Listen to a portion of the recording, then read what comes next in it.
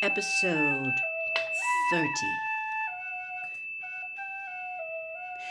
He thought he could hear the rustling of the trees that surrounded the lake and the far-off hoot of an owl, but no hint of a search being made, or even, he despised himself slightly for hoping it, panicked voices wondering where Harry Potter had gone.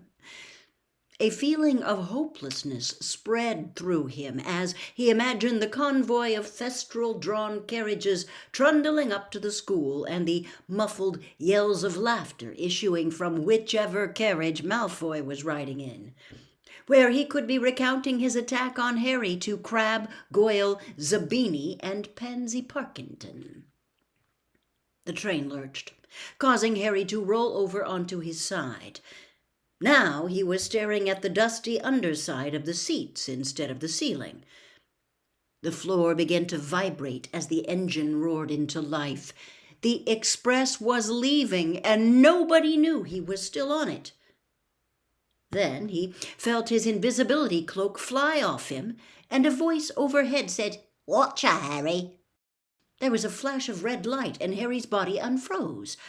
He was able to push himself into a more dignified sitting position, hastily wipe the blood off his bruised face with the back of his hand, and raise his head up to look at Tonks, who was holding the invisibility cloak she had just pulled away. "We'd better get out of here quickly," she said as the train windows became obscured with steam and they began to move out of the station. "Come on, we'll jump."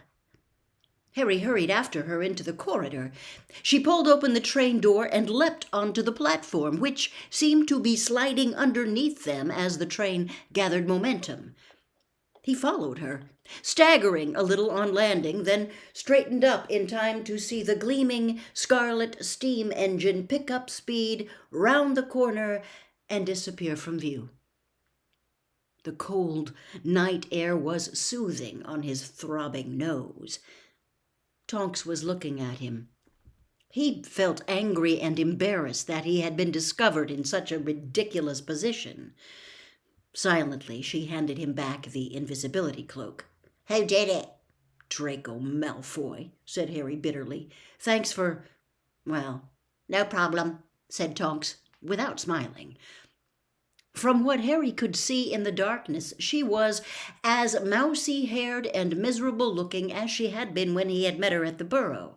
"I can fix your nose if you stand still." Harry did not think much of this idea. He had been intending to visit Madame Pomfrey, the matron, in whom he had a little more confidence when it came to healing spells, but it seemed rude to say this, so he stayed stock still and closed his eyes. "Episky," said Tonks. Harry's nose felt very hot and then very cold. He raised a hand and felt it gingerly. It seemed to be mended. "Thanks a lot." "You'd better put that cloak back on and we can walk up to the school," said Tonks, still unsmiling. As Harry swung the cloak back over himself, she waved her wand. An immense silvery four-legged creature erupted from it and streaked off into the darkness. "Was that a Patronus?" asked Harry, who had seen Dumbledore send messages like this. "Yes, I'm sending word to the castle that I've got you, or they'll worry. Come on, we'd better not dawdle." They set off toward the lane that led to the school. "How did you find me?" "I noticed you hadn't left the train, and I knew you had that cloak. I thought you might be hiding for some reason. When I saw the blinds were drawn down on that compartment, I thought I'd check." "But what are you doing here anyway?" Harry asked. "I'm stationed in Hogsmeade now, to give the school extra protection," said Tonks. "Is it just you who's stationed up here, or—" "No, Proudfoot, Savage, and Dawlish are here too." "Dawlish? That our Dumbledore attacked last year?" "That's right." They trudged up the dark, deserted lane, following the freshly made carriage tracks. Harry looked sideways at Tonks under his cloak. Last year she had been inquisitive, to the point of being a little annoying at times. She had laughed easily. She had made jokes. Now she seemed older and much more serious and purposeful. Was this all the effect of what had happened at the ministry? He reflected uncomfortably that Hermione would have suggested he say something consoling about Sirius to her, that it hadn't been her fault at all, but he couldn't bring himself to do it. He was far from blaming her for Sirius's death. It was no more her fault than anyone else's, and much less than his. But he did not like talking about Sirius if he could avoid it. And so they tramped on through the cold night in silence, Tonks's long cloak whispering on the ground behind them. Having always traveled there by carriage, Harry had never before appreciated just how far Hogwarts was from Hogsmeade Station. With great relief, he finally saw the tall pillars on either side of the gates, each topped with a winged boar. He was cold. He was hungry, and he was quite keen to leave this new gloomy Tonks behind. But when he put out a hand to push open the gates, he found them chained shut. "Alohomora," he said confidently, pointing his wand at the padlock. But nothing happened. "That won't work on these," said Tonks. "Dumbledore bewitched them himself." Harry looked around. "I could climb a wall," he suggested. "No, you couldn't," said Tonks flatly. "Anti-intruder jinxes on all of them. Security's been tightened 100-fold this summer." "Well then," said Harry, starting to feel annoyed at her lack of helpfulness, "I suppose I'll just have to sleep out here and wait for morning." "Someone's coming down for you," said Tonks. "Look." A lantern was bobbing at the distant foot of the castle. Harry was so pleased to see it, he felt he could even endure Filch's wheezy criticisms of his tardiness and rants about how his timekeeping would improve with the regular application of thumbscrews.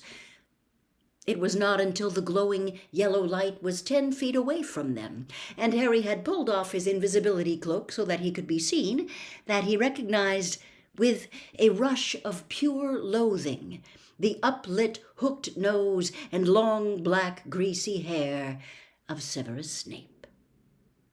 "Well, well, well," sneered Snape, taking out his wand and tapping the padlock once, so that the chains snaked backward and the gates creaked open. "Nice of you to turn up, Potter, although you have evidently decided that the wearing of school robes would detract from your appearance." "I couldn't change. I didn't have my—" Harry began, but Snape cut across him. "There is no need to wait, Nymphadora. Potter is quite safe in my hands." "I meant Hagrid to get the message," said Tonks, frowning. "Hagrid was late for the start of term feast, just like Potter here, so I took it instead. And incidentally," said Snape, standing back to allow Harry to pass him, "I was interested to see your new Patronus." He shut the gates in her face with a loud clang and tapped the chains with his wand again, so that they slithered, clinking, back into place. "I think you were better off with the old one," said Snape, the malice in his voice unmistakable.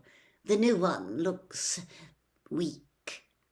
As Snape swung the lantern about, Harry saw fleetingly a look of shock and anger on Tonks's face. Then she was covered in darkness once more.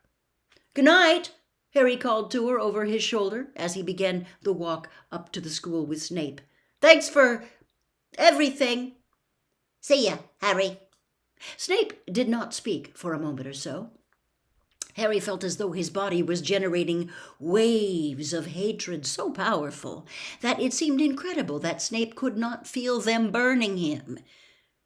He had loathed Snape from their first encounter, but Snape had placed himself forever and irrevocably beyond the possibility of Harry's forgiveness by his attitude toward Sirius. Whatever Dumbledore said, Harry had had time to think over the summer, and had concluded that Snape's snide remarks to Sirius about remaining safely hidden while the rest of the Order of the Phoenix was off fighting Voldemort had probably been a powerful factor in Sirius rushing off to the Ministry the night that he had died.